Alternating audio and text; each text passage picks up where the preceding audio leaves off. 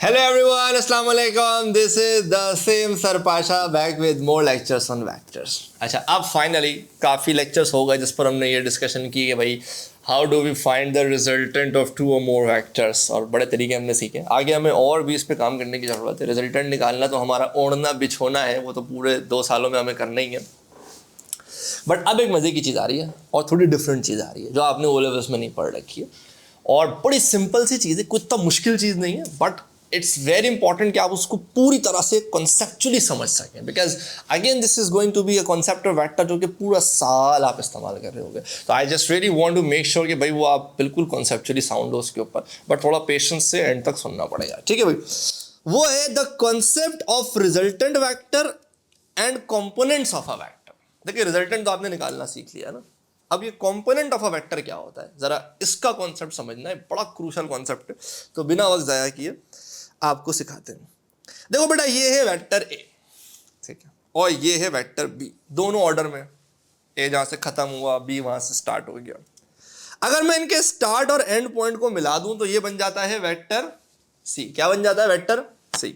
अच्छा, अब अगर मैं कहूं C is the resultant of A and B, I think आप नाराज नहीं होंगे, आपको तकलीफ नहीं होगी. बात तो बड़े सही कह रहा है लड़का, ए बी का रिजल्टेंट इज सी. ठीक है, बट इसी ड्राइंग को, इसी सिचुएशन को मैं एक और अंदाज में बयां कर सकता हूं, एक और अंदाज में लिख सकता हूं. There is another way of writing the same thing, writing the same story, writing the same situation. वो क्या है? वो ये कि मैं यूं भी लिख सकता हूं कि A and B are the components of C. आसान भाषा, कोई बहुत मुश्किल इंग्लिश नहीं है कि भाई या तो आप ये बोल दो कि C is the resultant of A and B, या आप कह दो A and B are the components of C. समझ रहे हो मेरी बात? बिल्कुल वो एक्टिव वॉइस पैसिव वॉइस होता है ना इंग्लिश में, वही वाला फर्क है कि सी ए और बी का रिजल्टेंट है या ए और बी से मिलकर सी बने. समझ रहे हो? तो ए और बी क्या है? कंपोनेंट्स हैं सी के, या सी रिजल्टेंट है ए और बी का. इन दोनों बातों में कोई फर्क नहीं, इन दोनों बातों में कोई फर्क नहीं है. दोनों बिल्कुल एक ही चीज है.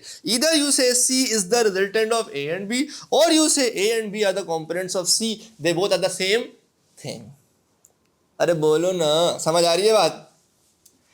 एक और, एक और, एक और. आवाज आ रही है मुझे वंस मोर की? ठीक है, ये जरा देखिए थोड़ा और मोहब्बत भरी निगाहों से. एक्स और Y, again two vectors drawn in order. जहाँ पहले एक्स बनाया, फिर एक्स जहाँ से खत्म हुआ वहीं से वाई बनाया. ठीक है, एंड फिर मैंने स्टार्ट पॉइंट को एंड पॉइंट से मिला दिया, which is the resultant vector जी और जेड. अगर मैं कहूँ z is the resultant of x and y, इंशाल्लाह आप परेशान नहीं होंगे, नाराजगी नहीं होगी, हमारी आपकी दोस्ती बरकरार रहेगी. मेरे ख्याल से कोई मुश्किल नहीं है. z is the resultant of x and y. अच्छा, इसी को मैं अगर यूं लिख दूं कि x and y are the components of z, आप नाराज तो नहीं होंगे ना? बिल्कुल ऐसे ही है, x और y z की कंपोनेंट है. लेकिन यहां पे मैं एक चीज ऐड कर रहा हूं, x and y are the rectangular components of z. सही. देखिए, इन दो वेक्टर डायग्राम्स को अगर आप मोहब्बत भरी निगाहों से देखें तो इनमें फर्क क्या है? यहाँ पे भी दो वेक्टर्स हैं a और b जिनका रिजल्टेंट है c. यहाँ पे भी दो वेक्टर्स हैं x और y जिनका रिजल्टेंट है z. लेकिन एक फर्क है, हम तुम अलग हैं. फर्क है, फर्क है. क्या फर्क है? इधर इधर इधर इन दो वेक्टर्स के रिजल्टेंट में और इन दो वेक्टर्स के रिजल्टेंट में एक सिचुएशन का फर्क है. वो फर्क ये है, अभी आपके दिल से निकल चुका होगा जवाब. वो क्या? वो ये कि x और y परपेंडिकुलर हैं. ये जो दो कंपोनेंट्स हैं ये दोनों एक दूसरे के परपेंडिकुलर है. They are making an angle of 90 degrees with each other. ये दोनों परपेंडिकुलर, बोलो ना, नहीं है. ये दोनों परपेंडिकुलर नहीं है. तो ए और बी सी के कंपोनेंट है, एक्स और वाई जेड के कंपोनेंट है, इसमें कोई प्रॉब्लम नहीं है.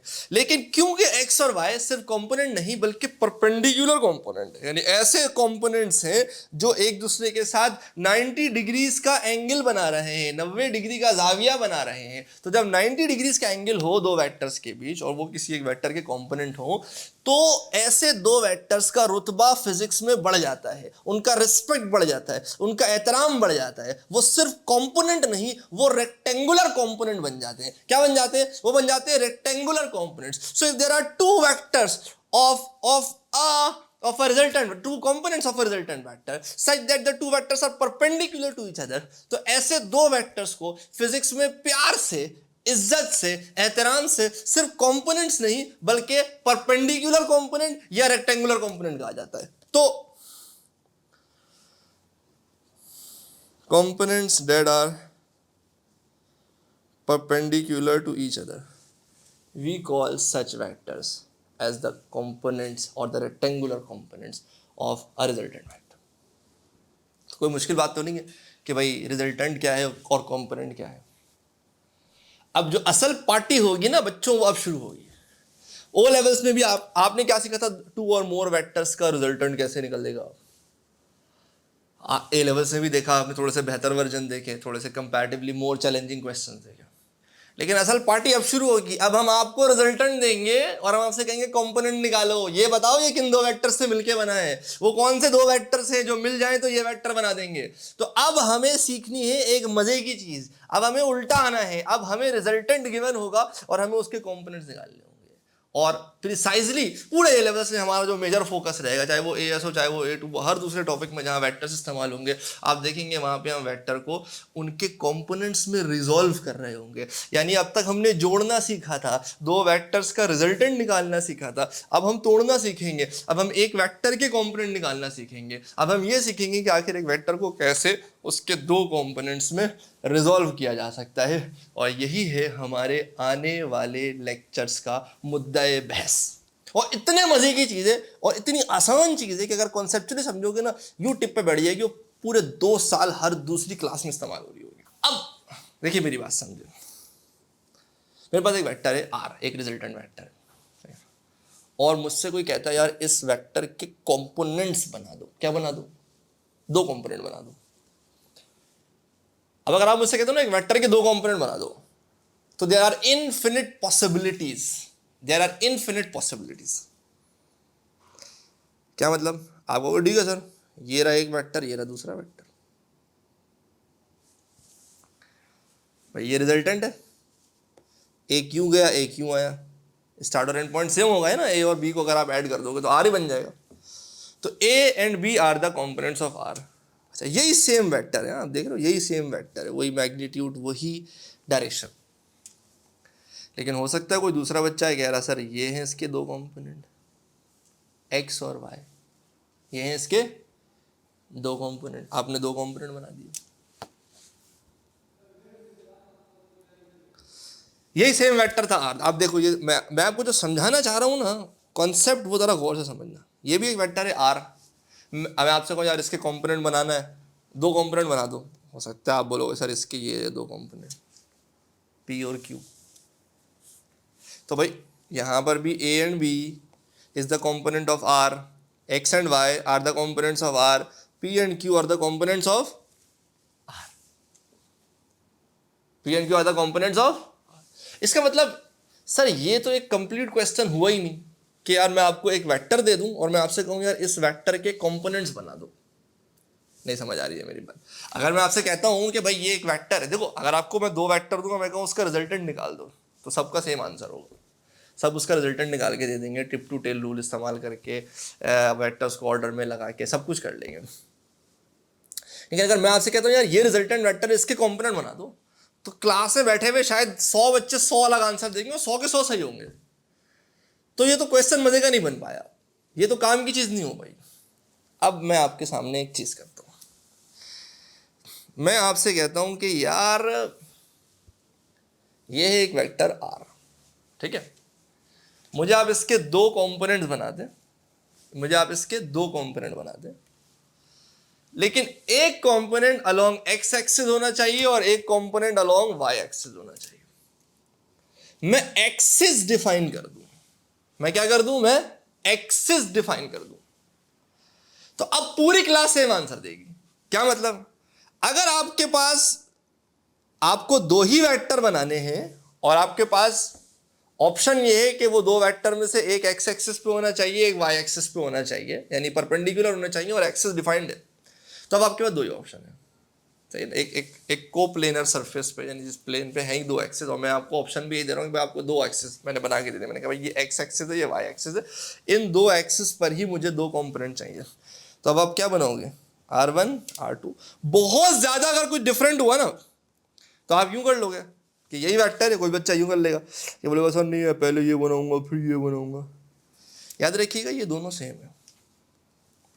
टेक्निकली आपने जो दो वेक्टर्स बनाए ना, एक आपने ये R1 बनाया, ये आपने R2 बनाया, मैंने आपको दो परपेंडिकुलर एक्सिस दे दिया और मैंने कहा कि यार आप इस वेक्टर को रिजॉल्व कर दो, इसके दो कंपोनेंट बना दो इन दो एक्सिस में। तो यही दो पॉसिबल आंसर्स हैं, और टेक्निकली ये दो नहीं, ये एक ही आंसर है। अगर आप गौर से देखो, एक बंदा था उसने R1 बनाया, R2 बनाया। अब अगर आप इधर भी देखें तो इसने R1 यूं बनाया, इसने भी R1 यूं ही बनाया है, इसने R2 बनाया, इसने भी R2 यूं ही बनाया है।